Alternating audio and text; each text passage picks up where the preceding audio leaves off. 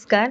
PM. किसान योजनेमध्ये वाढ म्हणजेच की पी.एम. किसान योजना या योजनेसंदर्भातील अत्यंत महत्त्वपूर्ण अपडेट आपण खुशखबर आता आपण आजच्या व्हिडिओमध्ये बघणार आहोत. त्याआधी तुम्ही जर माझ्या चॅनलवरती पहिल्यांदा आला असाल तर चॅनलला सबस्क्राईब करायला विसरू नका. चला तर तुमचा जास्त वेळ न घेता आपल्या व्हिडिओला सुरुवात करूया.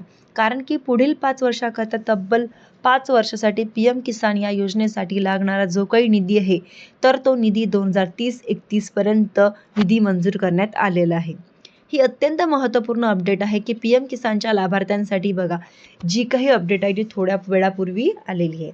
म्हणजेच की पी.एम. किसानचा जो काही ट्विटर हँडल होता त्या ऑफिशियल ट्विटर हँडल यावर अशा प्रकारची माहिती दिलेल्या आहेत.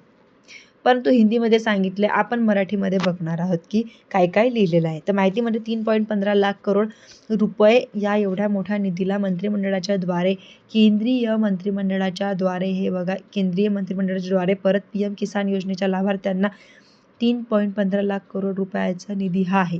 हा निधी तब्बल 5 वर्षाकरता आहे. पुढील 5 वर्ष पी.एम. किसान योजना चालू राहणार आहे.